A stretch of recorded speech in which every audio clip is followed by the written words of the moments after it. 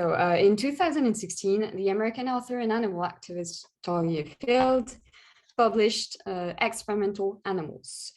Through the use of counter-narratives and of subaltern points of view, Field tries to give a voice to the animals once vivisected by Claude Bernard.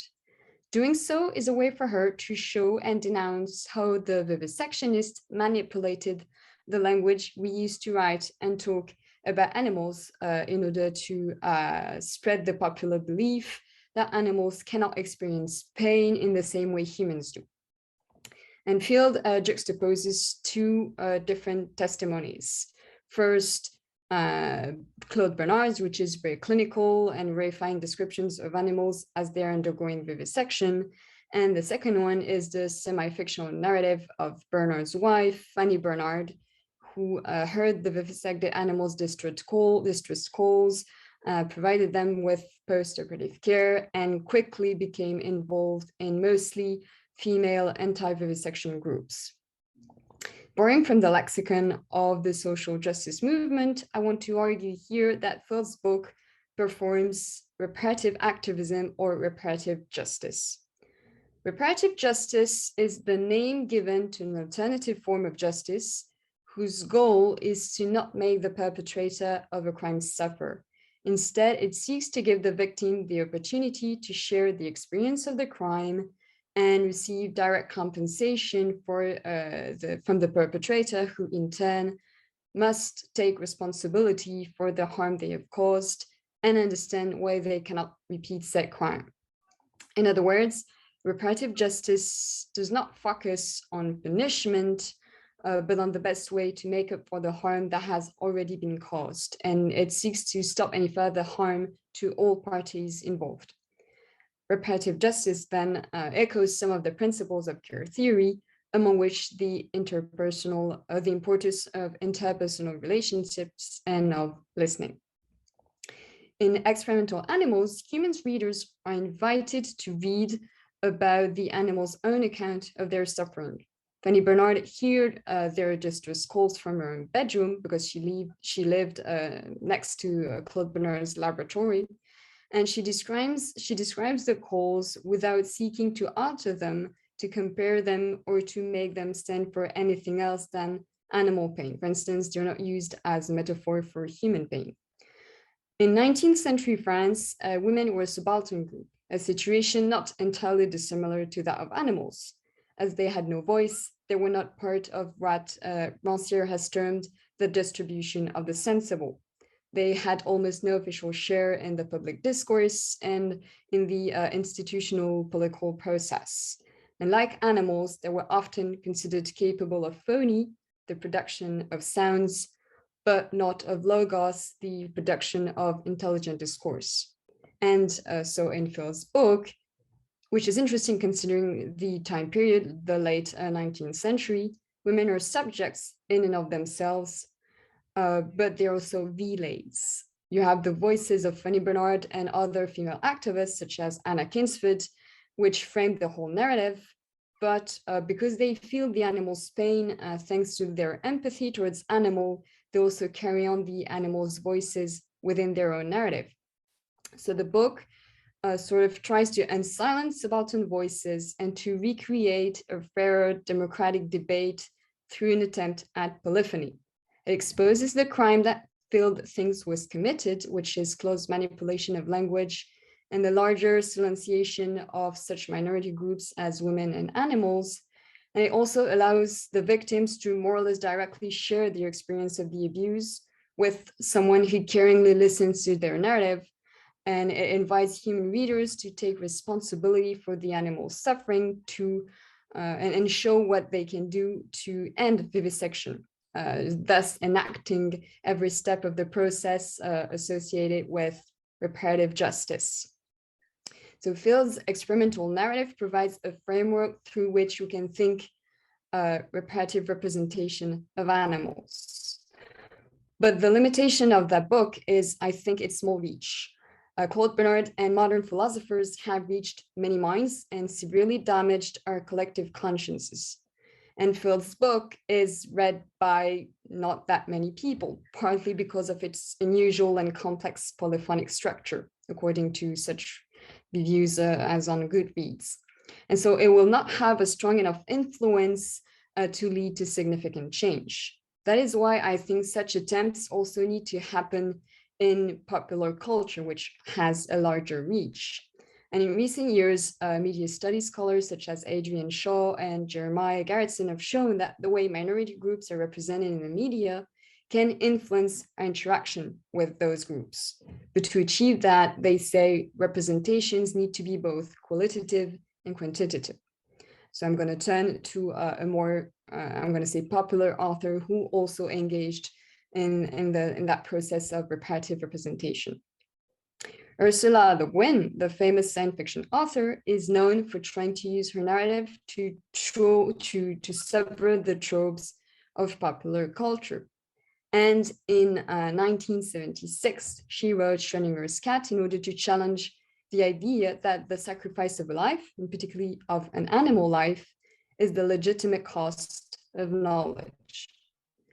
Animal sacrifice has become a proof of scientificity, a means of performing scientificity or of faire science, as the Belgian philosopher Vincent Després puts it.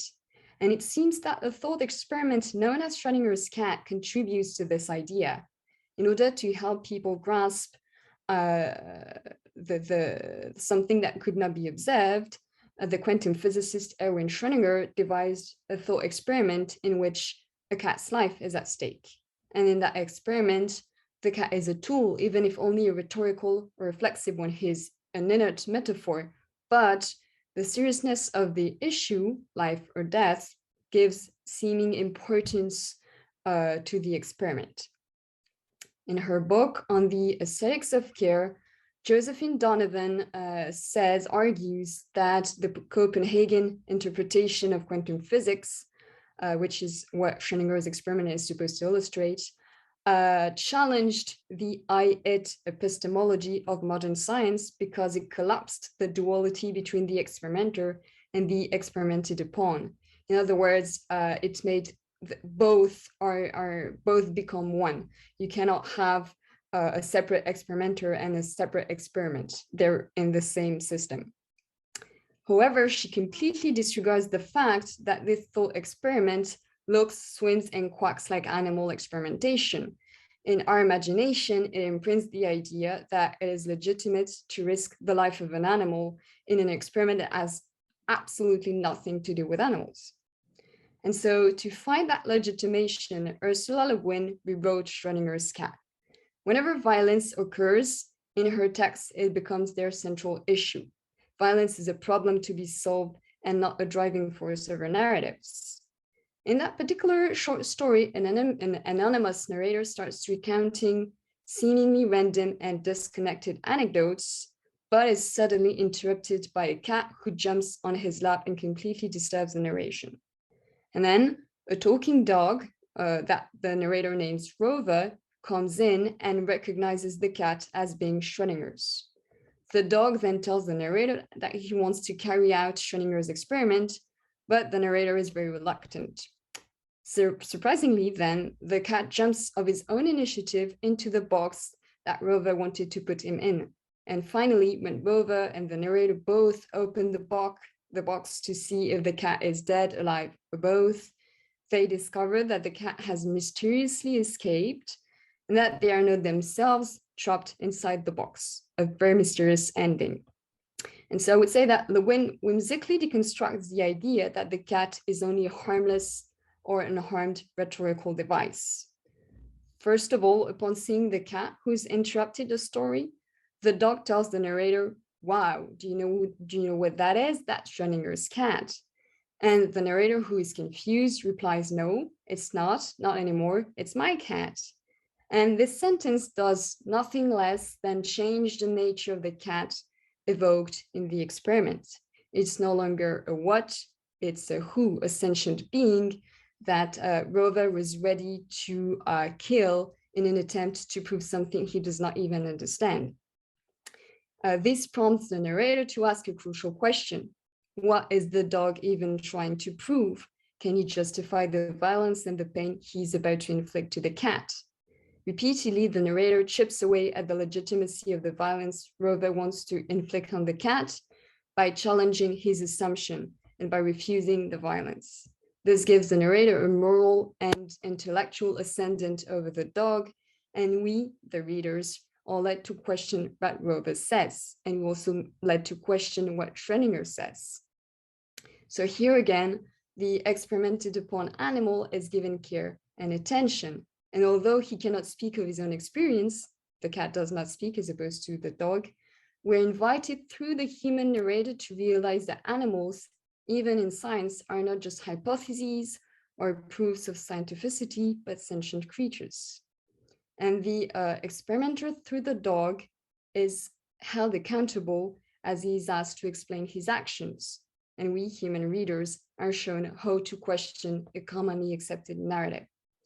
This is also what I would call an example of reparative representation. The text is an indictment of reckless animal experimentation, and while narratives reusing or simply referencing Schrödinger's thought experiment without challenging it are legions, you have, for instance, Phineas and Ferb, Rick and Morty, or The Big Bang Theory, Le Guin gives her readers the tools to challenge those narratives themselves. And the narrator's deconstruction of Rover's speech, I think, can serve as a model for the continued fight against the popular belief that animal experimentation is the cost of knowledge. Now I'm going on to something a little more tricky. Initially, the presentation was supposed to end on similar analysis of reparative representation in visual media. Because memes, videos, comics, and TV series are some of the most popular media of our culture, I thought it would be important, if not key, to take them into account. But looking at sometimes extremely upsetting representations of vivisected animals proved too difficult for me, first of all. And I also wondered about what visual reparative representation could look like in the case of vivisected animals. In visual media, the strategy of animal activists tends to be to just show pictures or videos of disfigured animals who are meant to inspire pity. And when she gave a talk at the Université Cité in early 2022, Talia Field questioned the ethicality of showing those disfigured animals. She declared that those images, videos, upon being looked at and watched over and over again, just ingrained in the public the idea that animals are by essence vulnerable and cannot be helped by social and material changes. They seem to be doomed. To be subaltern and to suffer. And so this ties in with growing interrogations about what is being termed the human gaze and also pain porn. Reparative justice involves receiving someone's testimony on their own terms. And I think that images of disfiguration can easily become an imposition on the suffering animal and can negate its capacity to willingly testify. Because I am still haunted by these ethical interrogations, I decided not to include visual representation in my talk and to keep thinking about what ethical reparative representation could look like. I do not want to further the belief that showing images of defenseless and bleeding animals is the necessary cost of activism in the same way that scientists have furthered the belief that vivisection is the necessary cost of knowledge. But to conclude, I would say that literature and media in general have a role to play in animal activism, if we agree that representation matters in the fight for more social justice. And both Field and Le Guin provide interesting frameworks, and I would say even tools, to fight for better representation. But of course, reverting the damage caused by centuries of abusive representations of vivisected animals might take time, and more importantly, cannot stop at discourse. Field in particular shows different ways of performing activism, and such as organizing protests, filing legal suits, or even committing criminal acts, which I'm not encouraging you to do. So providing counter discourses on animals can only be a part of a wider strategy for pro-animal activism. but it is nevertheless, I think, a key part of animal activism. Thank you for listening to these so still in the works thoughts. Thank you, Emma, for this stimulating presentation, especially your kind of concluding thoughts on the problems of visual culture in that respect. Okay, next up in our lineup is Denise, University of Newfoundland and Labrador, talking about polarized representations of dog experiences in companion dog cloning. Denise, thanks you for joining us. And thank you. Yours. All right, share screen. And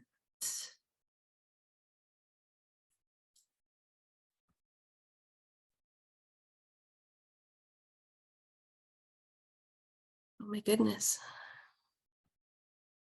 All of a sudden I've forgotten how this works. Everybody see it okay? Okay, so I'm a PhD student in the folklore department. I've been really interested in trying to find ways to talk about different dog experiences in an academic way. And this has kind of led into into composite narratives, and it's somewhat controversial in our field, but I think it's very helpful. So that's what I'm talking about today. Pet cloning is steadily gaining momentum, especially as it becomes more visible in public media. Celebrity Simon Cowell, among others, has expressed an interest in cloning his dogs, while celebrities like Barbra Streisand and some social media influencers have already done it. In popular media, cloning stories usually consist of 4 distinct parts: an emotional story about the beloved dog and why that dog is cloned, a quick rundown about the cloning process, a bit about the clone or clones, and a few of the ethical debates surrounding the process. The problem is that the beloved dogs and their clones have a lot of positive representation, while the rest of the dogs and the way their bodies are used in the process quickly fades into the background, making the process seem both easy and benign. In my presentation, we're going to talk about how composite narratives and non-human ethnographies help me provide more equitable representations for all the dogs affected by the cloning process. This presentation starts with a quick introduction to cloning, including how it is done, some of the ethical debates surrounding the process, and what motivates people to clone their pets. Then I explain how composite narratives and beyond human ethnographies make it possible to use available data to construct informative, reasonable, and credible narratives regarding several different kinds of dog experiences in the cloning process. Dog cloning begins by collecting somatic cells from the dog who will be cloned. Most commonly, the cells come from the abdomen. The cells are cultured in a lab over several weeks and prepared for fusing with an egg. Scientists perform surgeries on several egg donors to collect their eggs. On average, 12 eggs are collected from each dog. Scientists remove the nucleuses from the eggs, then insert the genetic material from the dog they want to clone into the empty egg. The egg and genetic material are fused together and activated with a combination of chemicals and electricity. Successfully created embryos, up to 15 of them, are surgically transferred to surrogate mothers within 4 hours of activation. Pregnancies are verified through ultrasound, and surrogates are closely monitored throughout their pregnancies. Clones are born either conventionally or through cesarean section. In the case of Snuppy, the world's first cloned dog, 1,095 embryos were implanted into 123 surrogate mothers. 3 pregnancies were confirmed by ultrasound. However, 1 fetus died before birth. The other 2 clones were carried to full term, but 1 died 3 weeks after birth as a result of pneumonia.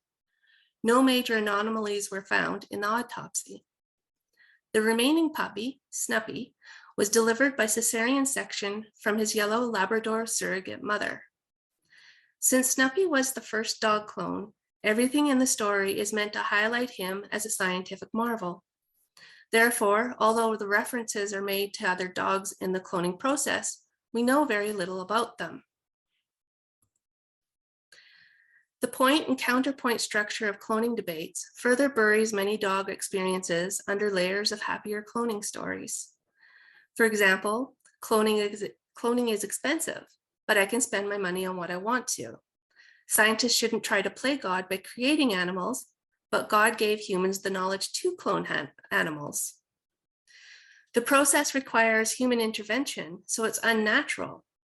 But many other reproductive technologies requires human intervention, such as in vitro fertilization and cesarean sections. Cloning causes a lot of necessary pain and suffering, but so does factory farming and medical research. The why of pet cloning is more complex than it sounds, but basically it is about the emotional and reciprocal love cloning clients share with their dogs and the belief that the dog is so special and unique they cannot be replaced. There are several of these stories, and I'll briefly introduce you to a few.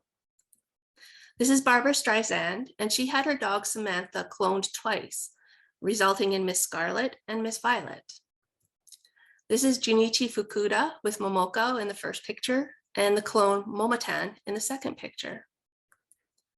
Daisy was Tom and Beverly Rubython's beloved dog, and the couple now have Myrtle and Mabel.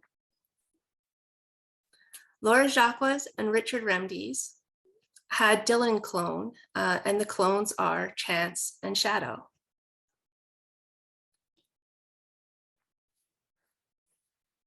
Clearly, there is a drastic imbalance in the way the dogs are represented in the cloning process. Beloved dogs and their clones are individuals with names who have owners that care for them and share their stories, something the rest of the dogs do not have. The rest of the dogs are mainly represented as numbers or not at all. For example, in Snuppy's story, we know 1,095 embryos were implanted into 123 surrogate mothers, but the story doesn't say how many egg donors were required. If my math is right, at least 91 egg donors were needed to create Snuppy. The rest of the dogs are even less likely to be represented. For example, clones who die before birth, clones born with deformities, or clones who are not a genetic match to the beloved dog. There is also the matter of what happens if too many clones are born. It is at this point that I find composite narratives and non-human ethnographies helpful. Composite narratives are constructed by combining elements from several people, events, or experiences to create a single character or narrative. All ethnographic writing, including composites, are constructions grounded in research and draw on a variety of primary and secondary sources, not just fieldwork. However, it's important to remember ethnographies are also constructed from more than just facts gleaned from fieldwork and data analysis. Here we can think about ways we reflect on our own decisions and justify our work, or the way social interpretations and misunderstandings become part of our ethnographies. All ethnographers have a responsibility to both their subjects and their audiences. However, new technologies means it's no longer enough to simply change names or locations to protect people. Some contemporary researchers, including folklorists Corey Thorne and Jay Metchling, use composites to combine lived experiences of several individuals into a single character, making it much more difficult to recognize individuals. Composite narratives can also make for better storytelling. For example, compressing 20 years of research into a single 2-week event. I find composite narratives invaluable for combining several similar cloning stories into a single narrative so they do not overwhelm the stories of the rest of the dogs. Composites also allows me to deliberately speculate on the experiences of the dogs whose stories are not easily found. My composites and speculations are grounded in the data and in reality, so I can think about the probable or possible scenarios. The less data I have about different dogs, the more important speculation becomes. The goal is not to deceive the reader. The goal is, like with all ethnographic writing, to provide engaging and relatable, yet believable stories based on research. By way of example, I'll read a composite narrative I've constructed called Luna and Maggie. Luna was a Doberman pinscher with a little white moon-shaped mark on her chest, which inspired her name, Luna. She had a wide doggy smile that always made Maggie smile in return. Maggie explains that Luna was her baby, and no matter how bad things got after Maggie's divorce, Luna was always ready for a snuggle. Maggie explains how comforting it was to put her forehead against Luna's and press her hand against the little white mark on Luna's chest. When Maggie wasn't at work, she and her boyfriend would spend time with Luna going on long walks, watching TV, and swimming in a nearby lake. Luna loved kids and always seemed to know when someone needed extra attention. Maggie loves sharing her hundreds of pictures and videos of Luna on her phone. When Maggie found out Luna had a terminal illness, pardon me, Maggie was devastated. She could not envision a life without Luna. Not a life without a dog, but a life without Luna. Maggie also talks about Star, Luna's clone. Maggie describes how amazed and thrilled she was when Star played with Luna's favorite ball. Maggie cried when Star went to sleep on Luna's favorite blanket in the sunny patch by the window. Maggie says the thing that surprised her the most was that Star smells and looks exactly like Luna, except Star doesn't have the little white mark on her chest.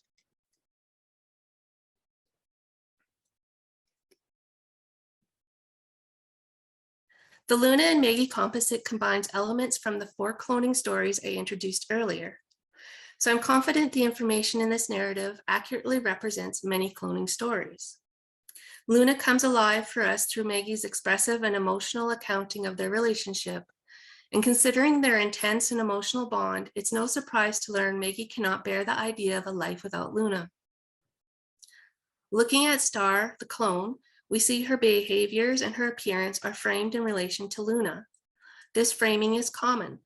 From the few stories that provide follow-up, there is a good chance Star will be acknowledged to some degree as an individual in her own right. While beloved dogs and their clones have people who talk about them, the rest of the dogs have very little explicit representation. Many types of ethnographies decenter humans and move animals out of the margins of the human social world as part of landscape or as food or as merely symbolic.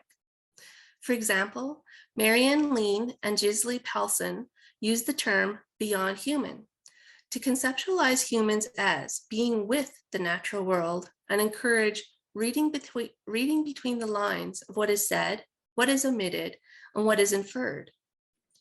Doing this helps me engage more fully with the dog's experiences of cloning and to create composites for the rest of the dogs using the same sources I did in the Luna and Maggie composites.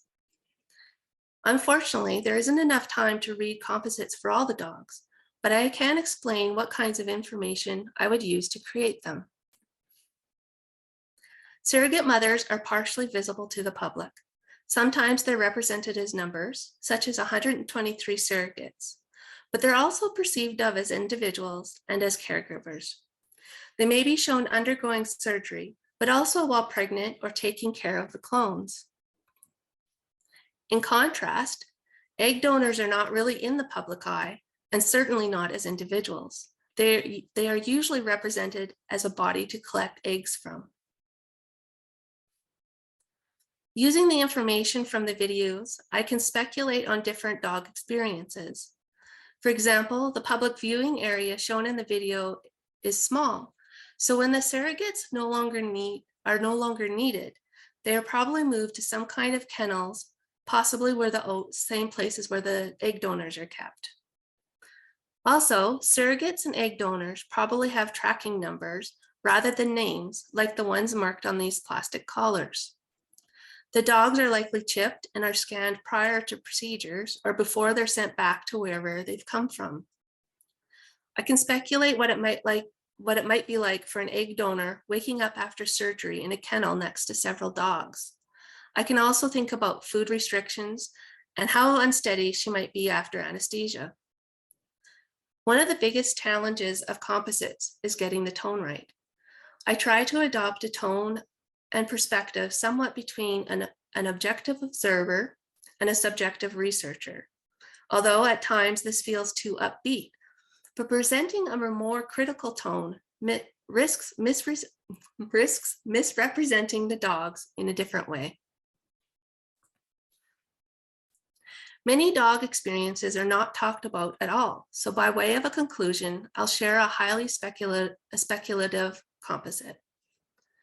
The doctor gently pulls one of the clones from the uterus through the cesarean section opening he'd cut only moments before. He knows from the ultrasound there are 3 more clones to deliver. He hands this one to the assistant, who cleans the tiny face and minuscule nasal passages, allowing the clone to draw his first breath. The clone whines and the team smiles. Success. The next 2 clones are extracted and whine in their turn. But there's something not quite right with the last clone. He doesn't wiggle in protest as the cool operating room air touches his skin. He lies limp in the doctor's hand. The doctor attempts to resuscitate him, but the clone is dead. He's just another clone no one will ever talk about. While this is a very emotional narrative, it made me realize that composites are powerful tools for telling stories that may otherwise never be told. And these stories may keep different dog experiences from fading further into the background. Thank you. Thank you, Denise, also for keeping to the time, like to move forward. And our final speaker in this panel is now Shari, who represents the University of San Francisco School of Law, and she will talk about the role of animals in U.S. legal discourse.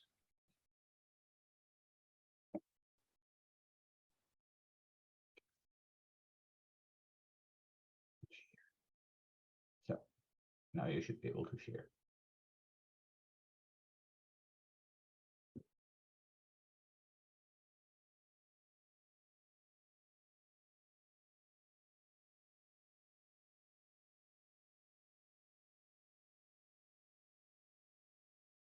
You're muted. Sorry.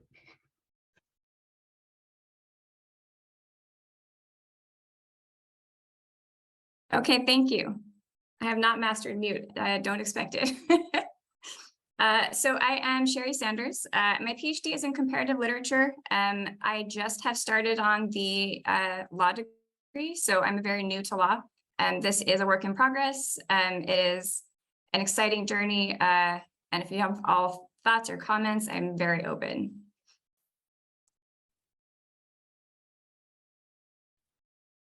What I'm not able to do is advance my slide. There we go. Okay. So here's a quick roadmap. The paper is actually about 40 pages, so I'm not going to go through everything. Part 1 introduces the case I'm going to discuss today, which is called Non-Human Rights Project versus Breheny. Part 2 is just going to go very quickly through the majority and dissenting opinions related to this case. The case was an elephant who's been confined at the Bronx Zoo in the United States for about 50 years. She petitioned under habeas corpus for release to an elephant sanctuary, and her appeal was denied. So we're going to go through briefly the reasons for that.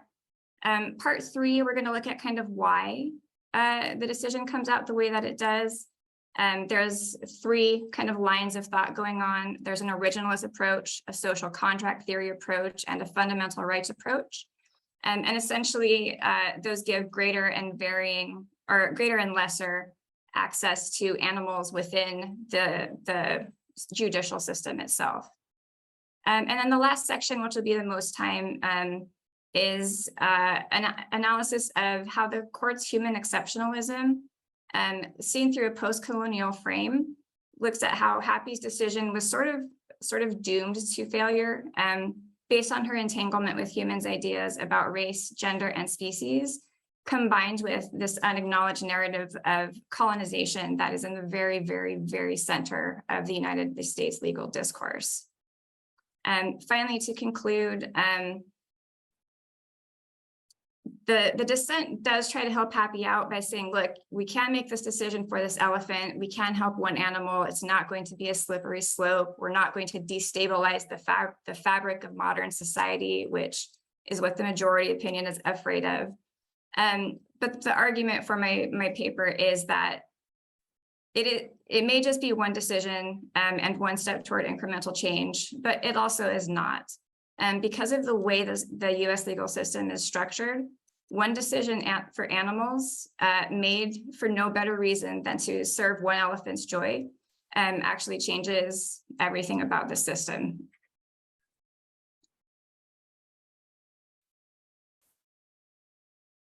Okay, so section 1 is about happiness as emotional labor. In the United States, I think it's pretty well known that we have what I would call an aspirational judicial system that exists in tension with the actual judicial system, which is just to say that justice is about meeting an ideal. There's a standard, you measure your situation or your case or your conflict against the standard, and the aim is to reach the bar of justice and to do right and moral actions. The problem for Happy is that animals flat out do not figure in that aspirational judicial system, period. There is no imagination where animals have equal rights to humans or even rights that deserve protections based on animal sentience, based on humans' responsibilities. Time and again, case after case, what happens is, yeah, we want animals to have good lives, but we're not going to disrupt the human exceptionalism and the human supremacy. So there's a structural problem that's pretty obvious, which is this is what the law looks like. What you have is a list with enumerated requirements, like I have here, step 1, step 2, and step 3. And in order to get relief from the law, you have to meet all the enumerated requirements. And then there's also something called case law, which is all the decisions that have been made using that law all the way back to the history of jurisprudence. And then what happens is with those cases is you reason by analogy in order to predict an outcome of a particular issue and how it's going to be kind of play out when it hits the given rule. The issue I want to draw attention to here is that this is incredibly schematic, it's incredibly formal, it's bounded, it's restrained, and it is really not well suited to dealing with something like the emotional torture of animals.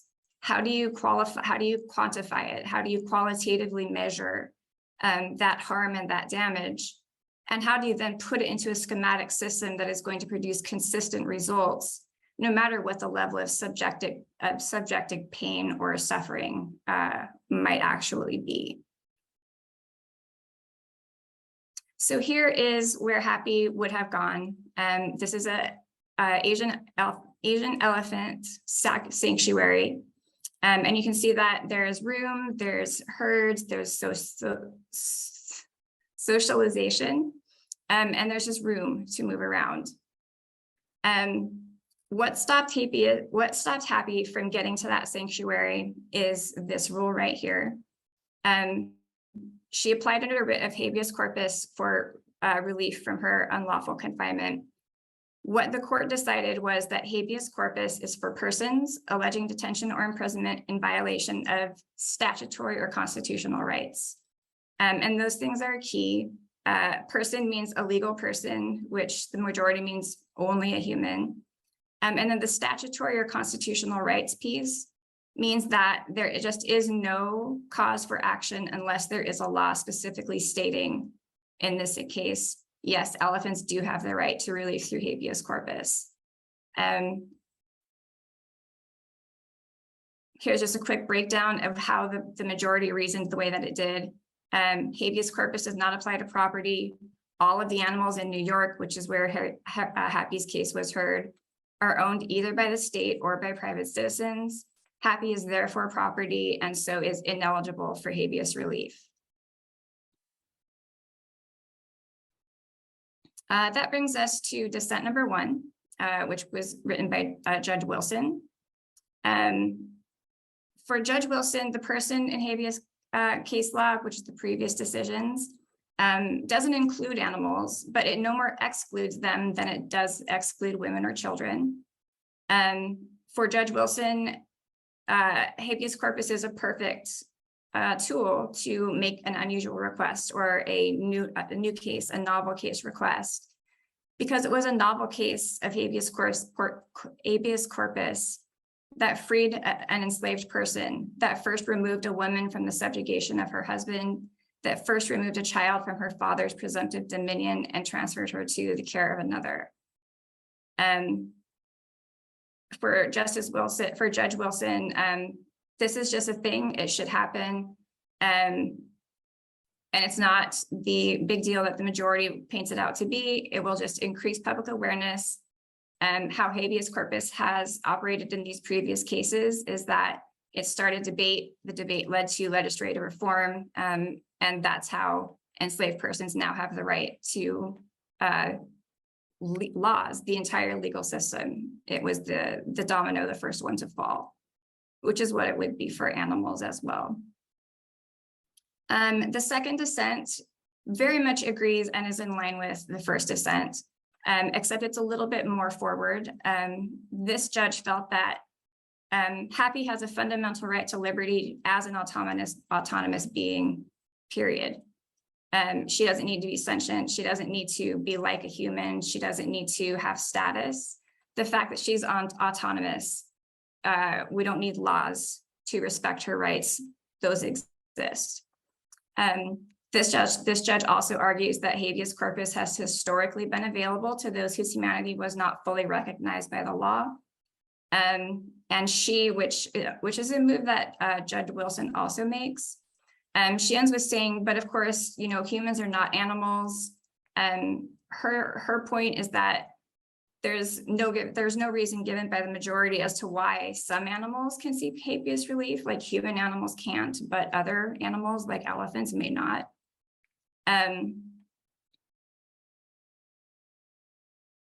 But both of them let Happy down on a key point, which is both of them say, Happy is an elephant. She's not a human. She's not a person.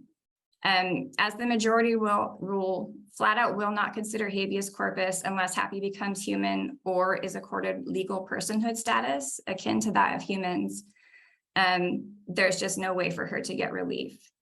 So although the dissents were otherwise quite progressive, their decision that Happy is not a legal person, combined with their statements that humans should have more rights than animals, fails to open that aspirational door via habeas corpus, which means Happy and elephants and animals still do not have that right of place in the aspirational ideal of what does justice look like and how do we get there. They are outside consideration of very meaningful way. In following this thread through,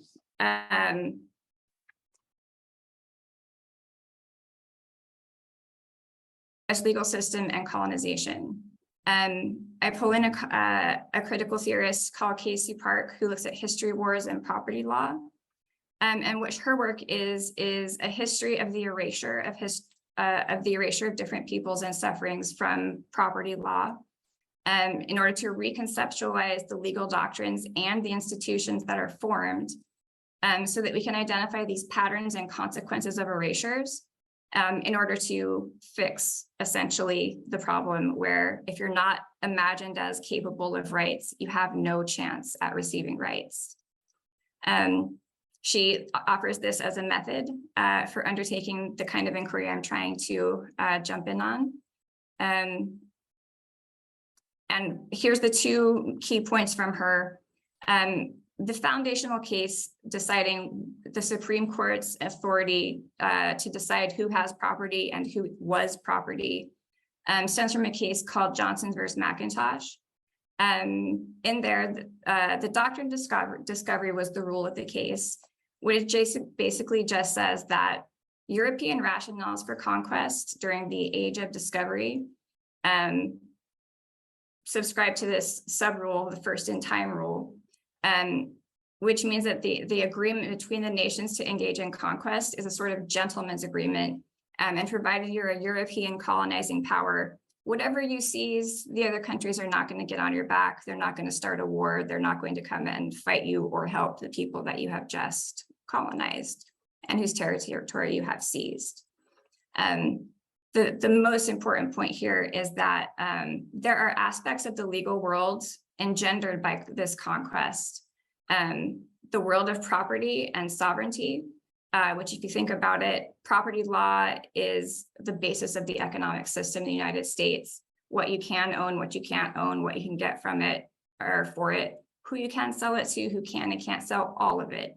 Every bit of capitalism is attached to the world of property. And because of the way it came about in the United States, property and sovereignty are acquired and maintained by force through laws that channel racial violence through the ground rules of trade.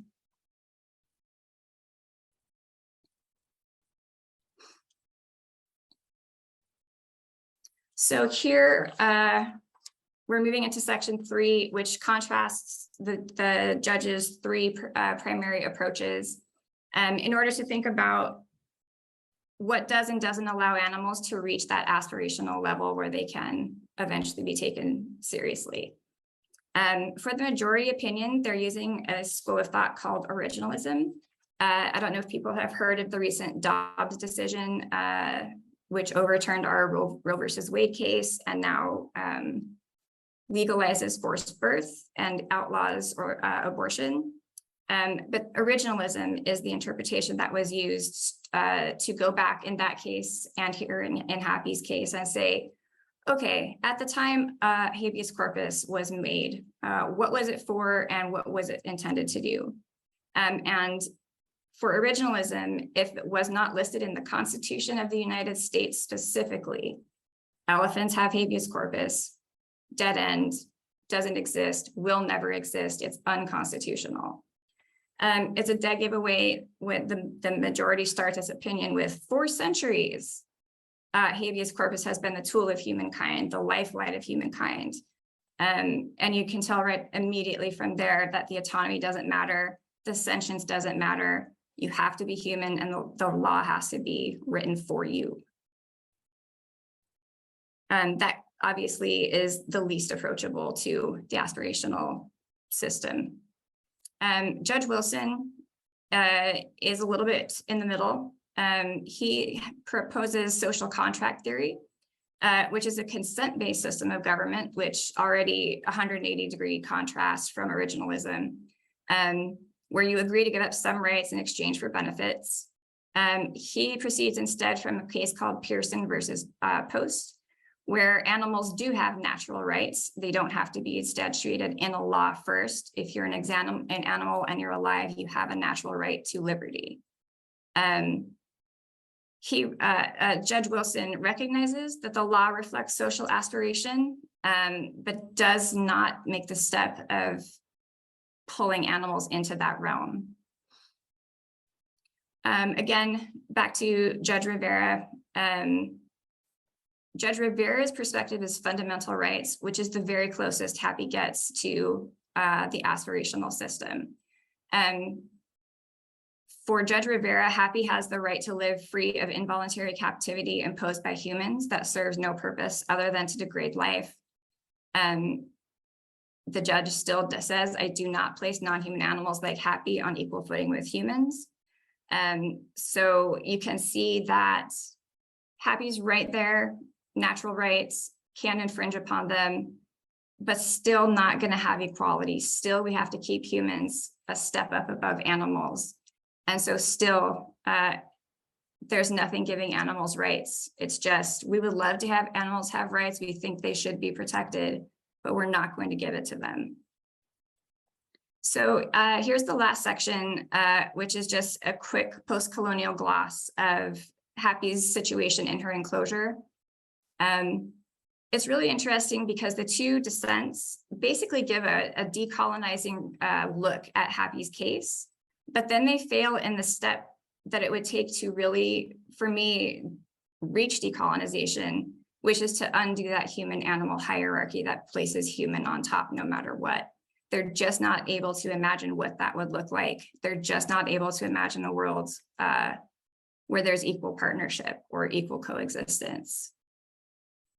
So in terms of Happy's captivity, she is in an enclosure in a zoo. A human can walk across that enclosure in about 30 seconds, not moving quickly.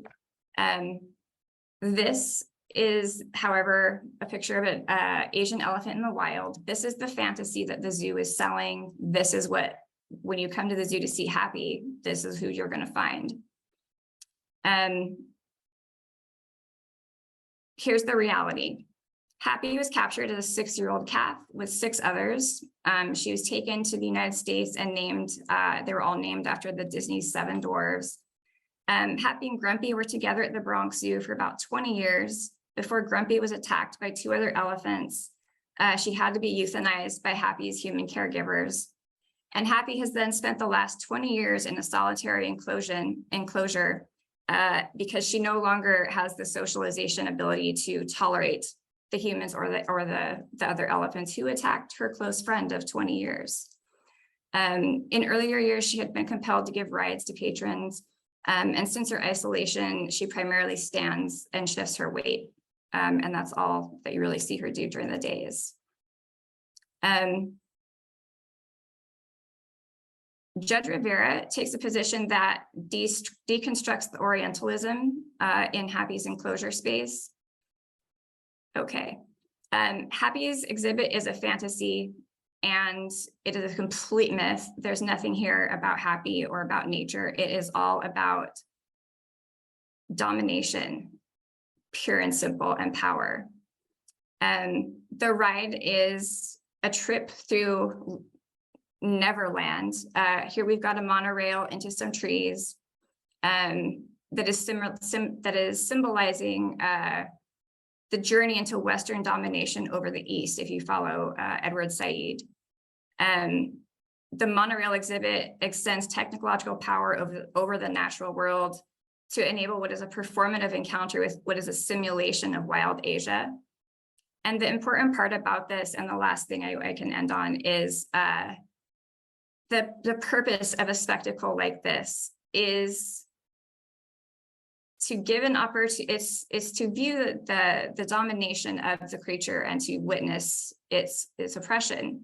But it's also a means to have members of the dominant group come and internalize that state subordination is okay of others, and to fail to understand as part of this interaction that they too are subordinated by the state, that they too have ultimately only as much rights as they can enforce against the state.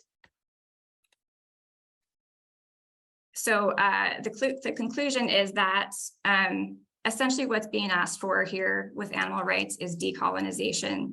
It's a very big ask. We understand why it's going to be a very, very difficult situation. Destabilization, however, is in the eye of the beholder. And if you're beholding from the eye of the person who's oppressed, destabilization looks like justice. So yeah, essentially the benefit of allowing animals into the aspirational judicial system is that their presence there is about humane treatment. The legal imagination with animals ethic in there immediately makes it less compatible with cruelty, less able to justify exploitation, and more compatible with democracy and greener economic practices. Animal rights are not a question of if, it's just a question of when and how much suffering there's going to have to be before we get there. Thank you. I'm sorry I was over. Thank you. Those were 4 intriguing presentations. presentations, I'd say. Oh, share, unshare, stop sharing. Okay, thank you. Todd already has his virtual hand raised. Hi, they were all wonderful presentations, and there's so much from each to talk about. But I actually just, Shari, your presentation, if, I don't know if you've spoken with anybody, Jeff Thiébaut, who was a professor of mine when I was in the NYU Animal Studies Master's Department, was one of the philosophers who prepared the philosophy brief for the appeal. And described how it was philosophically inadequate in recognizing personhood, along with Sue Donaldson and a number of other people. I can give you my email rather than give out his. It's tcs3@nyu.edu. If you want to get in touch with me, I can put you in touch with Jeff. Yes, thank you. Love to. He was one of the people who did that. So I kind of wanted to just. Yeah, I would at least like to thank him. It was a phenomenal effort.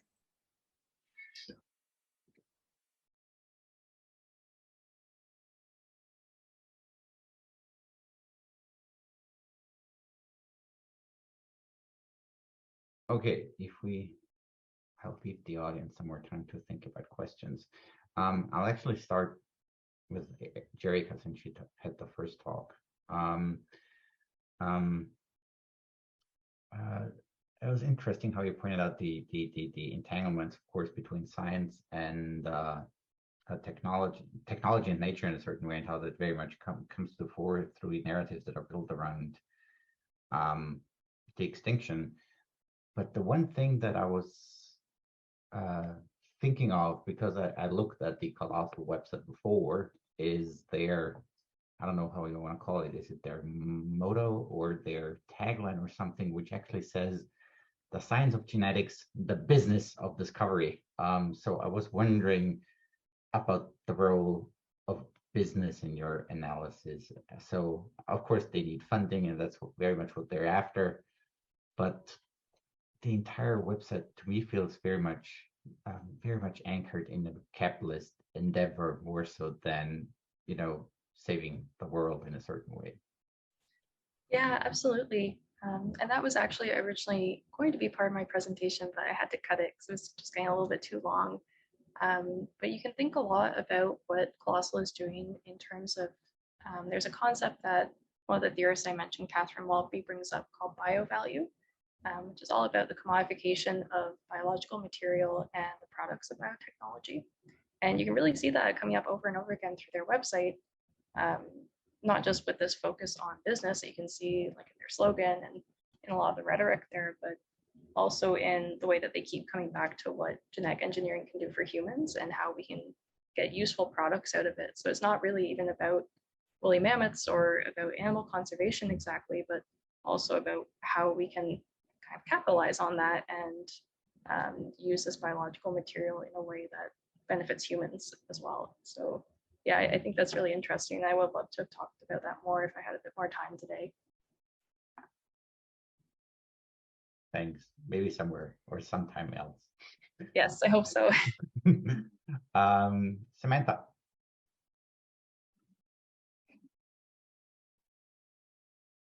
Sorry, I didn't remove a little sticker over my thing. Hello. I wanted to, I guess, sort of have a question for Shari. I also have done research on Happy, and I actually wrote about her in my dissertation. And what I didn't focus as much on the legal aspect in terms of like how American legal system actually works, but more in connecting the fact that she had previously, in I think 2006, had made the news because she had passed the mirror test. And I know you said that this was part of a longer work, and I wondered if you had spoken to that in the longer work, because when you were talking about because this definition of like person, does it equal human, does it not, which is in fact what most of my research is about, is that the mirror test is supposed to be a measure of personhood. And in my dissertation, I argue that that's part of what makes her a good symbolic candidate for this case, because they could point to, but look, she has these traits of personhood. So I was just wondering if you had addressed that at all in your research. I have not got there yet. It's in a footnote to really dig into. I'm really actually interested in that as part of the emotional injury piece that I'm trying to get to next. Because like the thing with the mirror test is that you have awareness, you have like self-actualization, which I think would mean that you can reflect on your suffering. Like you can know your isolation, you can know that you're watching your friends being tortured and killed. And you can have thoughts and feelings about that. And that's not even considered in any, like, we're still like, hey, can animals come to court? Like there's nothing there for that. And I had a second thing that it made me think of, but I can't remember what it was now. But yeah, thank you. And if you're interested in like sending your contact information, I'd love to hear about your dissertation.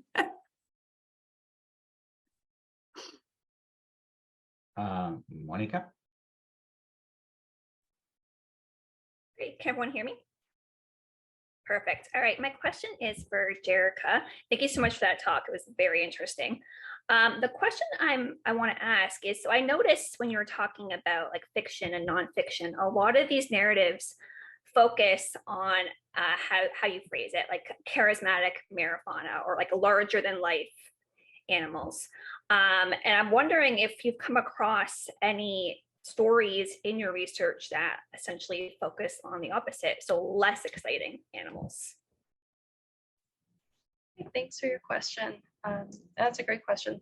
So in my research, primarily the fictional depictions of the extinction that I've come across do focus more on the like exciting and flashy species like mammoths, dinosaurs, Neanderthals, things like that. And a lot of the time the stories end up being a lot more about humans and their relationship with technology, control over the natural world, and things like that.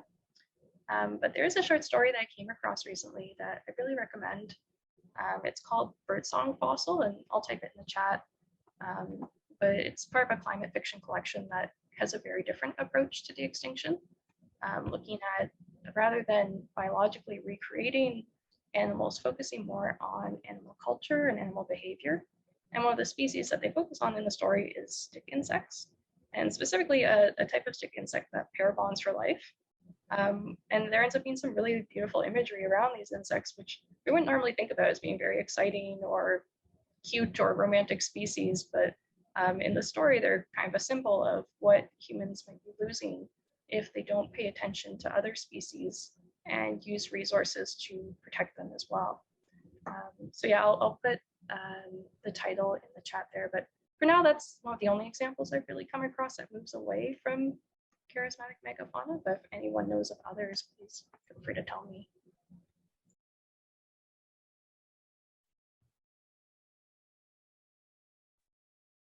Thank you. Maybe just a brief question for Denise. I mean, you hinted at the sort of role of, let's say, excess clones in a certain way. Are they ever mentioned what happens to the clones? Like, for example, a dog gives birth to too many clones in a certain way. Do they ever show up in the stories, or are they totally erased from these narratives? I think it really depends. When Laura Jacqua's dog was cloned, they were shocked. They found out they were going to have 2 clones. And then she was freaking out, she said, because what if there's 5? What if there's 6? And it turned out it was just the 2, and they were able to give them homes. In one of the stories on TV, when they're talking about it, the interviewer is holding one of the clones, and they say, the owner got more than they bargained for. They'll have to pick which of these clones they're going to keep. and there's 5 of them. So nobody says what's going to happen to them. And I know that there was the smallest Chihuahua was cloned 50 times on purpose with some sort of agreement with the owners. So the owners took some of them, but the company gets to keep the rest of them because they're trying to figure out what is this gene for smallness. So there's a lot of ambiguity.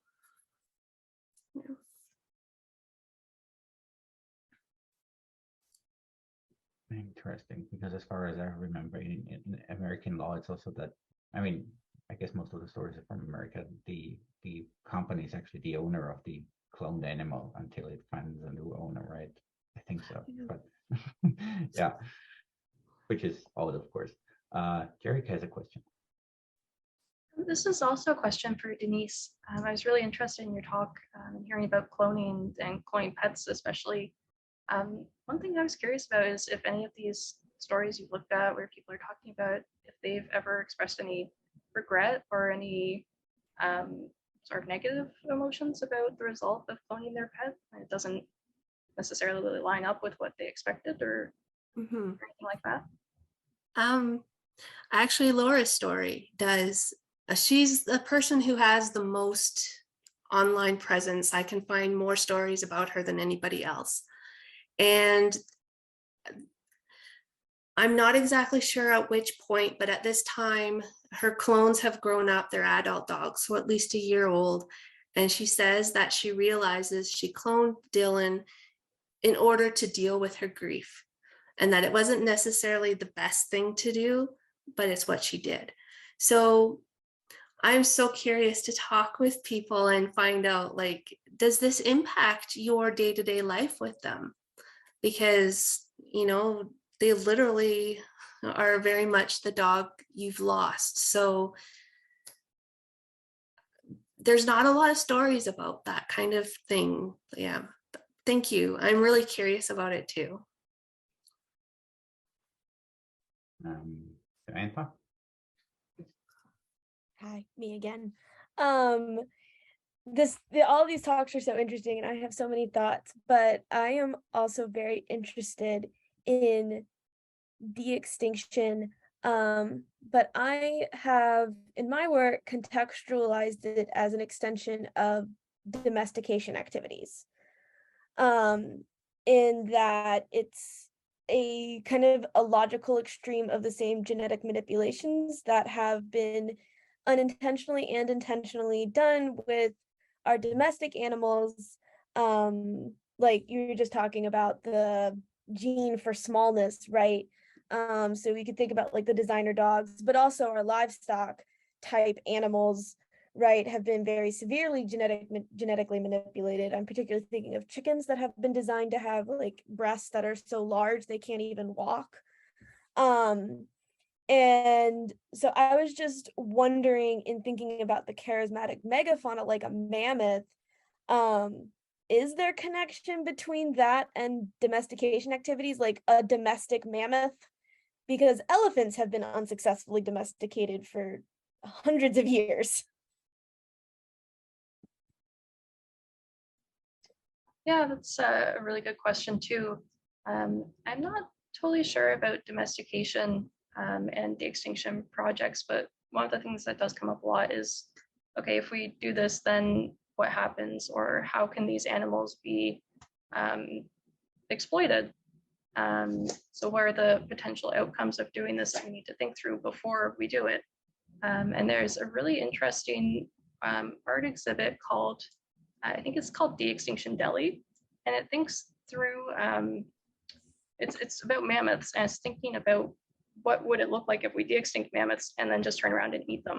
So we turn them into like a factory farming type of situation.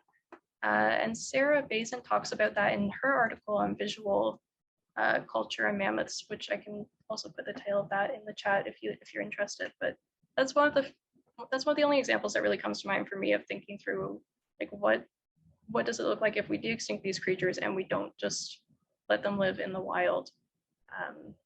So yeah, I think that's a really interesting question.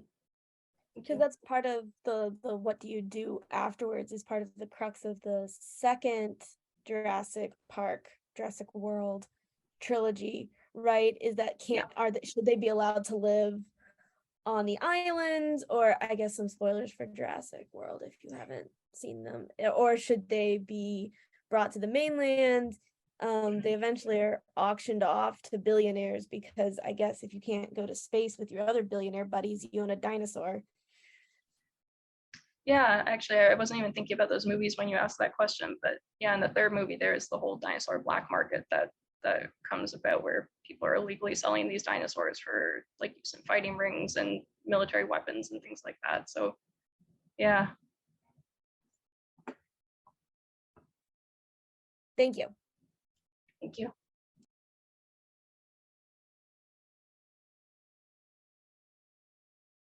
Denise, yeah.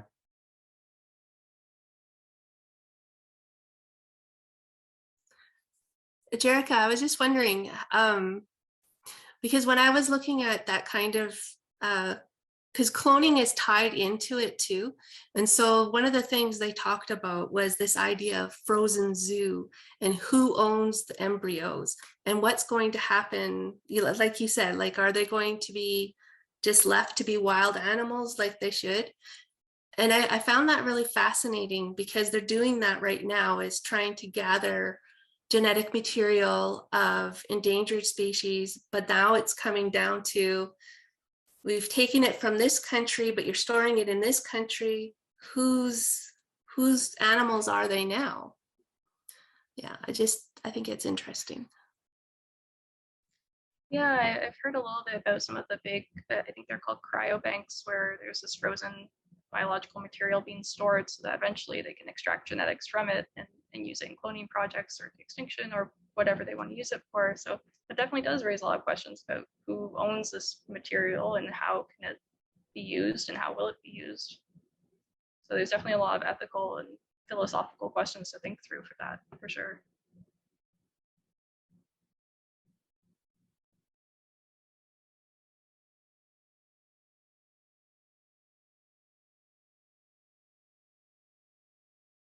I kind of hate to ask that question to Emma, since you so powerfully refused not to show pictures or images of the vivisection of animal vivisections, but at the same time very much showed how literary examples kind of, as you were saying, give voice to the subaltern animals and kind of give us an insight as to how the victims feel. Whether you potentially see a way as to how visual culture might actually find a counter discourse to animal vivisection. Well, the problem I saw with the visual representations I've been coming across is it's very much it's looking directly into the face of the animal, which is defenseless, which is whimpery. It's a really uncomfortable moment, whereas in text you have a mediation between someone who empathizes with the animals, who can slant your point of view, who can create really an interpersonal relationship with the animal. Whereas in images, it can be much more complicated. So Talia Full suggests herself different options.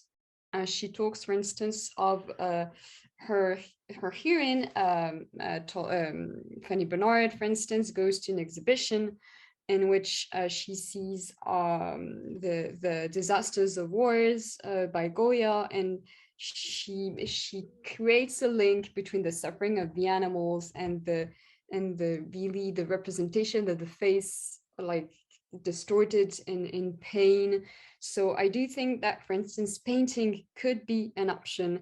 And I think that, for instance, in Disney movies, there is such an empathy created with animals. But in the case of vivisection, that they haven't tried their hand, for obvious reasons, at representing vivisected animals. But it could be interesting to see how they could do that. And then there's she talks about hearing, because in the book it's she often talks about hearing the distress calls of the animals. And I do think that sound is an interesting option, as it is a more pervasive way of connecting with the pain with the other. It's less of a we have, whereas we have come to create an aesthetics of pain. I don't think we've created a narrative aesthetics of pain, and I think that could be an option, even just as because we're not used to that yet. We haven't mastered that yet. So I think even just the surprise of hearing pain could be a wake-up call for to protest against vivisection. But that's really something I'm still thinking about, because it really struck me when writing this presentation that it's not clear yet for me ethically what the good answer is. Good point about the sound. I guess most of you have seen the film Okja. If not, there's going to be a presentation on that, because there's this rape scene, if you will, where sound plays a major role, of course. Great. Okay. We're past time anyway, so thanks a lot for the presentations, and of course also for the questions.